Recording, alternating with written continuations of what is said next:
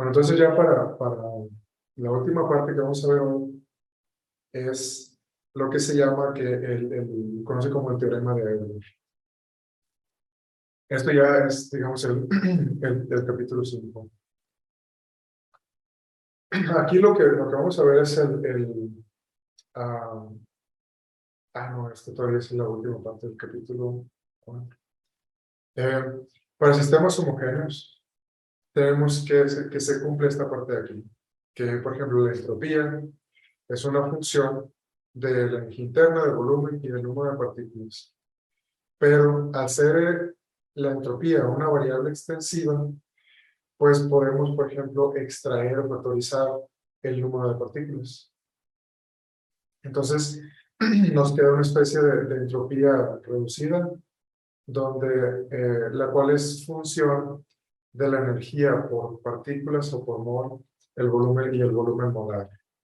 Eso es como una propiedad de estas variables. Y en general, la entropía es lo que se conoce como una función homogénea de las variables de la energía, del volumen y del número de partículas. Ahora, ¿qué significa esto? Si se fijan, todas estas variables son variables extensivas.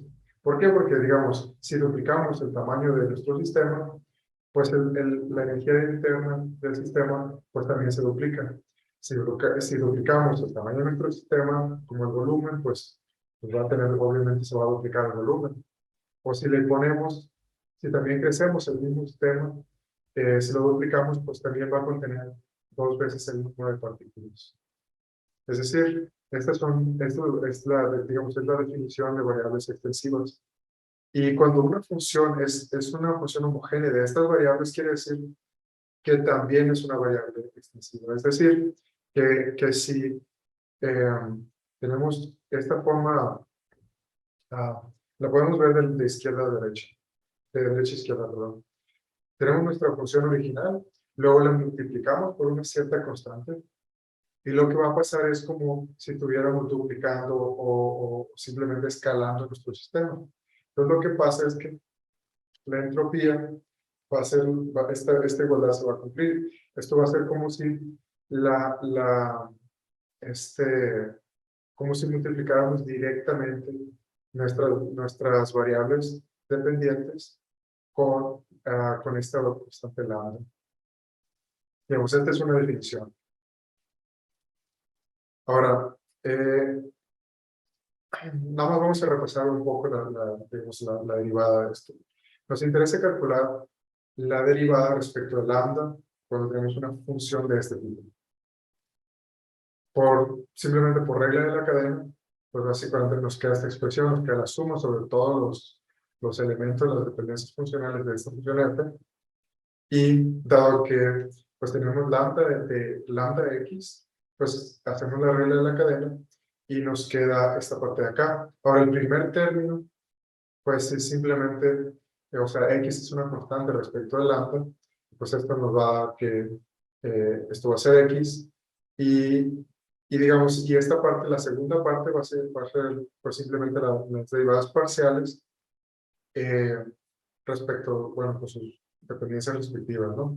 Aquí, pues obviamente, pues la derivada, a la hora de calcular la derivada de f respecto a lambda x y, pues el resto de las x otras van a ser constantes. Ahora, una vez que ya tenemos esta parte de acá, esta igualdad, pues evaluamos lambda igual a 1. Entonces, lo que va a pasar es que, pues, esta parte de acá, pues, al hacer 1 estas lambdas, pues nos vamos a recuperar esta expresión de aquí. Y de este lado, pues, no podemos decir nada porque pues, no sabemos exactamente cuál es la dependencia funcional. Ahora, aplicamos este resultado a esta expresión en azul, y lo que nos va a quedar es que, aquí está lo que vamos a aplicar.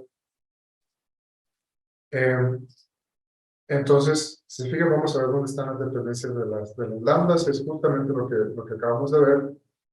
Entonces, y aquí del lado izquierdo viene la parte interesante porque ese del lado izquierdo no es una función de lambda. Entonces es una constante, la podemos sacar y lo que nos queda es la derivada del lambda respecto del lambda. Entonces esto es uno automáticamente.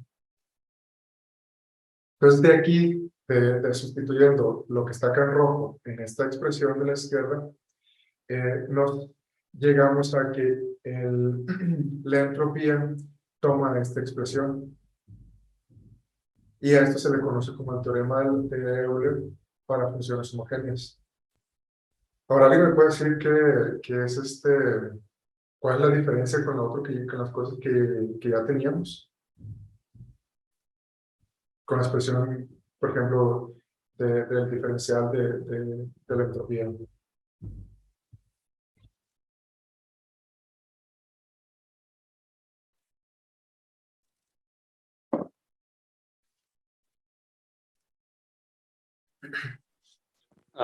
Ya no son diferenciales.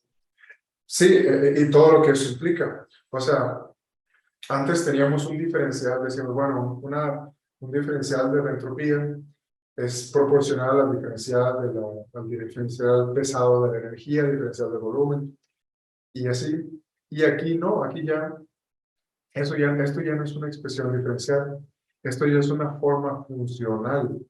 Es decir, aquí nos dice que la S es directamente proporcional a la energía, directamente proporcional al volumen y directamente proporcional al número de partículas. Es decir, aquí ya no tenemos que integrar nada. Esto ya es una forma funcional para la entropía. Y de ahí la gran relevancia de este teorema. ¿Por qué? Porque ya no tenemos que calcular ni una sola integral. O sea, aquí ya está todo hecho básicamente. Ya solo falta calcular estas derivadas, los coeficientes de cada una de las variables. Pero pues esas cosas ya las conocemos. Entonces, simplemente queda sustituir y de aquí ya nos queda una expresión general para la entropía. Esta ya es una forma funcional de la entropía. Esto ya es digamos, esto ya es la función de estado. Bueno, esta de hecho la vamos a usar un poco más adelante. Bueno, en la clase que sigue, para calcular otro conjunto de ecuaciones que son bastante útiles, que son las de Gibbs-Duhem.